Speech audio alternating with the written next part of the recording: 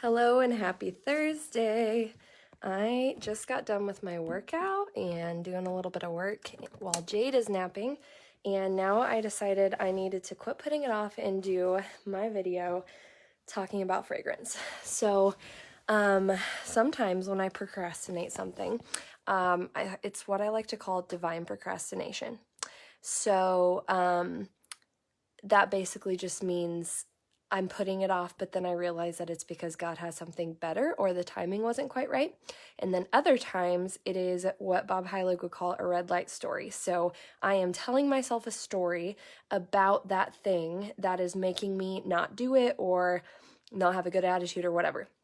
So what I would realize was I kept putting this talk on fragrance to the next day and to the next day, and I wasn't doing it, and I know all the information. Like when I go to teach a class, I don't even have to prepare unless it's something very specific because I have the gift of teaching and I can just open my mouth and information comes out, and I love that.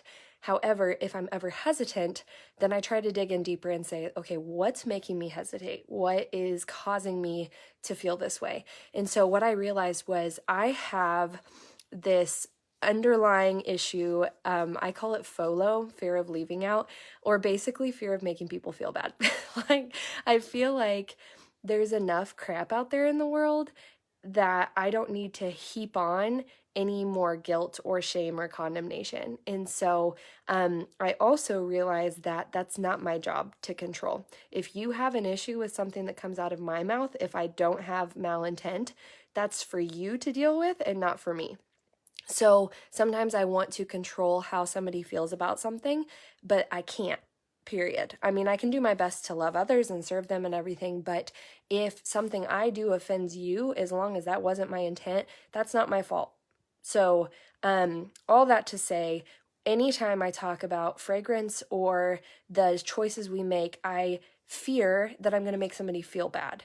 Either make you feel bad about your choices and feel guilty of what you've done, feel bad about your purchases, feel bad about what you do. I mean, some people work in industries where they sell it and they support it. And so for me to come in and say, hey, that's not good, I never want to make somebody feel bad. But I can't unknow what I know.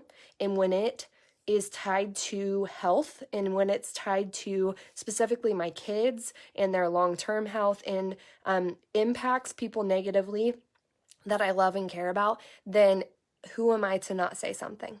So it just makes me, anyways, this topic can be hard because so many people are unaware or don't care or don't want to change the way that they're living. So for instance, let's think of it from a health perspective of like exercise. We all know if you exercise more, moved your body, ate healthier food, did those things, that you would feel healthier. So why don't we all do it? It is difficult and we oftentimes have to give up things that we like, right? If it would be better for me to eat a salad versus a brownie, not that you can't do both, but that's hard. It's hard to make those decisions, and sometimes it means even temporarily taking away something you desire for a long-term benefit. So let's back up. Fragrance. Why is this a big deal? On the back of a label, it can be called fragrance, perfume, lots of different names for it. But basically, it is a term that masks potentially several hundred chemicals that make up a trade secret formula that makes something smell a certain way. Now, I'm obviously with Young Living, and so our products are scented by essential oils. So they might smell like my lavender lotion smells like lavender because it has lavender in it. Our Orange Blossom Face Wash smells like orange because it has orange in it. It does not smell like orange, it is orange. Now, within the product industry, there is very little regulation in the United States. If you've heard the difference between American and European standards, Europe has very high standards for what they allow in products and in food, and America does not. So I want to say it was 1975, there is a Toxic Substance Control Act, and it grandfathered in hundreds of thousands of chemicals that do not have to be tested for their safety and their purity. which is crazy to me. So it basically was like, listen, we're just going to say these are okay because they have been, and then if there's new chemicals, then we'll just test those and we'll try them. So what happened was there are companies that do not have to even test the safety or the long-term impact of chemicals in their products because of this.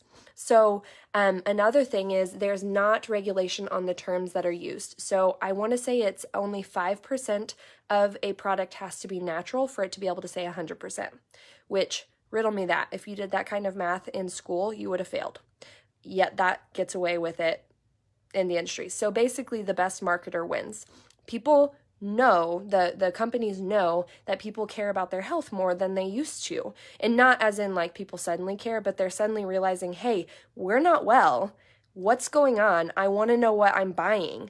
And so companies, instead of saying, awesome, I'm going to be really transparent and I'm going to make a better product for you, they're saying my bottom line means I still need to push the products and I don't want to pay a bunch more money. So I'm just going to make it look better and say the things you want to hear.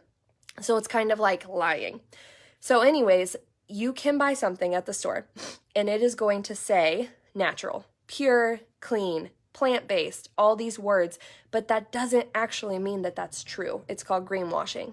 So what happens is we think we are making good decisions. And I don't like to say companies and products and stuff like that, but I want to give you an example. And if you use these products, once again, I don't want to make you feel bad. I just want to inform. Mrs. Meyer's. Mrs. Meyer's has the appeal of being a natural product that is pure and clean and healthy for you. Unfortunately, it is full of fragrance. And even if everything else in that product was plant-based, if it adds fragrance, it just added loads of chemicals to it and it's no longer a pure product. So I had a bottle, I got it when I was married, whatever, or maybe it was before I started using Young Living, of Mrs. Meyer's cleaner. Well, I did not want to waste the spray bottle. It was a good spray bottle. I wasn't using the actual cleaner in it, but I wanted to reuse it for my thieves cleaner. I dumped it down my sink, and just going down my sink, I kid you not, I got a headache from it because it was not a natural substance. The chemicals that were in the fragrance were so strong just being poured down my sink that it gave me a headache. So then my thought is, if it is claiming to be something that it's clearly not because of how my body responded, that's a problem for me. So what happens is these chemicals that are in fragrance, they can disrupt your respiratory system and cause asthma. So a lot of times we're using these things thinking that they're helping us, or we're not thinking about them hurting us, basically. So when you light a candle, you're not thinking, man, I'd really love to fill my lungs with toxins. You're usually just using something that you want your house to smell good, right? I used to love pumpkin spice candles because I wanted my house to smell like that. I loved how I felt. It brought back good memories of growing up, all those things. I wasn't thinking I would love to suppress my immune system right now. But when I learned that, I thought, okay, I want my house to still smell like this, but is there a way for my house to smell like that without causing myself or my family harm? And the answer was yes. And that's when I started diffusing. And that's when I started finding the recipes that could still make my house smell like I wanted it to smell. But guess what? When I diffuse cinnamon bark, it's boosting my immune system. It is killing all sorts of stuff in the air. And it is helping my body and my family's bodies function better. That candle, exact opposite. That candle, think about it. Where does the wax go? Where does the soot go? Into the air, into our lungs. It doesn't just magically disappear. So that's why I'm so passionate about it. So I want to tell you a story about my friend. And because I didn't ask her permission, I'm not going to say her name, but she randomly stopped in my store one time and was having hormone struggles. Migraines, hormones, lack of energy, was having fertility issues, was on her way back from her fertility treatment. And I firmly believe God brought her in the store and we started talking, ended up doing a Zytoscan. We talked for over an hour and I said, have you ever thought about cleaning up the products that you're using? Fragrance and products and chemicals and products can suppress your hormones because guess what? Fragrance also acts like estrogen. Your body does not recognize Well, it recognizes that it's synthetic, but it can pretend to be estrogen in your body. So then like your liver that's supposed to get rid of these hormones so that your hormones function optimally actually focuses on the synthetic and not your real ones. So then your hormones can get all sorts of out of whack. Guess what?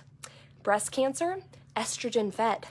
So many of these cancers are estrogen fed. So literally the fragrance that are in products that you're using could be feeding disease and potentially cancer in your body. That's a big deal. Like, it can change the cells in your body. That is why it's a big deal to me. Hold on just a second, baby. I'm doing a live video. Yes, ma'am. When you're putting that on, Well, I have to fix it. It's broken. Okay. So that's why it's a really big deal to me, because I'm like, man, these cancers are running rampant. It just, cervical cancer and lymph issues and lymphoma, all those things, if they can be fed by chemicals in my lotion and in my deodorant and in my perfume, why the heck would I not consider switching those things out for a better option? So that is why I just get so fired up about it, because we're being lied to and we aren't feeling as good as we could. So this girl came in. So she goes back home and she makes a decision, which was very hard for her. She had the plug-in, she had the candle, she had the perfume, she had the lotion, she had all these things, the cleaners. She got rid of all of it. Guess what? Last week, she was sharing with a group of women. She said, I did not realize how bad I felt until I felt good. That's a huge shift. She said, I suddenly didn't have headaches anymore. My husband quit having headaches. Her husband is very sensitive to smell, and she didn't even realize that her decisions were impacting how he was feeling in their house. So his headaches went away. She started feeling better. She said, I feel better than I have in years. And she's young. Like, she should not be saying those words. But she didn't realize that all of those things were causing what's called bioaccumulation. So these synthetic products build up in our system, and our body either starts attacking them or they start to impact our body. So if you can just lower that bioaccumulation, lower the burden, the toxic burden that you're putting on your body, then you can just feel better on a daily basis. One moment, I'm doing a video and there's people watching, and I would like you to let me finish. What? Okay, we're not going to talk at the moment. Anyways, so the good news is your tissue in your body can replace itself within 4 months. So it does not take very long. It's not like you have to spend 20 years undoing what you've done for 20 years. Your body is intelligent and God created it to heal. You also can switch these things out, but not sacrifice the desired outcome that you already have. So if you want your house to smell good, it can still smell good. It can just actually smell like plants rather than fake crap. And so that is a huge benefit. My husband, who obviously is not like I am, like he doesn't teach people about oils and stuff, we resensitized to synthetic chemicals, meaning when you are exposed to them all the time, you don't even realize that they're there anymore because you're just used to it. Well, now that that's not in our home, we have no synthetic fragrance in our house. We are so sensitive to it that if somebody touches my children who is wearing a synthetic perfume, Luke can smell it at the end of the day, and he comments on how strong it is. Like, that's trace amounts. They're not wearing the perfume. They were touched by somebody that was. That's a big deal. And so it just asks you the question, or makes you think the question, like, what is that doing to my health if I'm the one wearing it and if I'm the one that's filling my house with that? So there have been studies done that the air inside our homes is more toxic than the outside air because things like cleaners and the candles and stuff, they linger in the air for up to 2 weeks. And most of us clean more frequently than that. And most of us have those things going more frequently. So we are actually creating like a cesspool in our homes that is suppressing our immune system, suppressing our respiratory system, and suppressing our hormone system. And then it creates this cycle of not feeling well. And when our body is working so hard to combat its environment, it can't do what it's supposed to do, like boost your immune system and fight germs that come along and rest well at night because it's constantly being bombarded. It's kind of like, I like to use the example of having small children when they're all talking at you at the same time. It's overwhelming and you can't focus on one single thing. You can't do things well because there's too much overwhelming your senses. So that's what can happen is when you are using products, when you are filling your home with fragrance-laden products, it overwhelms your system and your body tries to focus on fighting those rather than doing what it was meant to do. And it is doing what it's meant to do. It's getting rid of toxic substances. But if there's way too much of those to deal with, it either shuts down or it freaks out and it can't do what it's supposed to do. So that's why I'm passionate about what I do and why I talk about it, because it matters. It matters greatly. So if you're asking yourself, I don't even know what to do. One, I would encourage you, even just for 30 days. You don't have to give up all of it forever if you don't want to, but do a test. For 30 days, put your candles, your plugins, your fresheners, your sprays, all of that, even your perfume, away. Just put it away for 30 days. Give me a chance for you to see how much better you might feel. Do your headaches diminish? Do your migraines go away? Are you breathing easier? Are your asthma symptoms minimized? Are you resting better at night? Are your hormones better regulated? Do you have more energy? Those are all things that I know firsthand have happened for people that I love. And how much better could you feel if that's the case? If you don't wake up with a migraine, if you aren't having crazy mood swings because your hormones being off, if your baby's that's got asthma isn't hacking up a lung every day because of what they're breathing in. So give yourself a chance, see if you can notice a difference. And then if you do want to make a change but can't afford to do it all at once, switch one thing out at a time. Good thing is Thieves Household Cleaner switches every single cleaner in your home. It's a concentrated formula, so you use 1 capful for 16 ounces of cleaner. I clean every surface in my home. If you're worried if it actually cleans, I can send you studies that prove that it does. I have cleaned every surface in my home with it for 5 years now, and I have not compromised clean. I haven't. That's an easy switch that is very cost effective. Get rid of those crap cleaners that say that they only do certain things. You don't need that. Another thing would be to switch out deodorants and lotion. Your skin is an organ. Women, we absorb everything we put on our skin. That is a very easy switch. I know you might love those Bath & Body Works lotions, but you are literally rubbing your skin with crap. And that is getting into your bloodstream and getting into your hormones and your lymph nodes. Those are very easy changes. And I'm not saying Young Living is the only option. There are other reputable companies out there that actually have clean products. Learn how to read the label. If it says fragrance or perfume or parfum, those words, it is not chemical free. So yes, Jen, tossing your wallflowers. Thank you. I never want people to feel bad. I don't. It is not my goal to make you feel guilty for anything you have done. It is simply my goal to give you knowledge that I have learned to help you live well and to live better. And my goodness, we've got babies in our homes and we've got daughters and sons that do not deserve to have that burden on their body. They don't.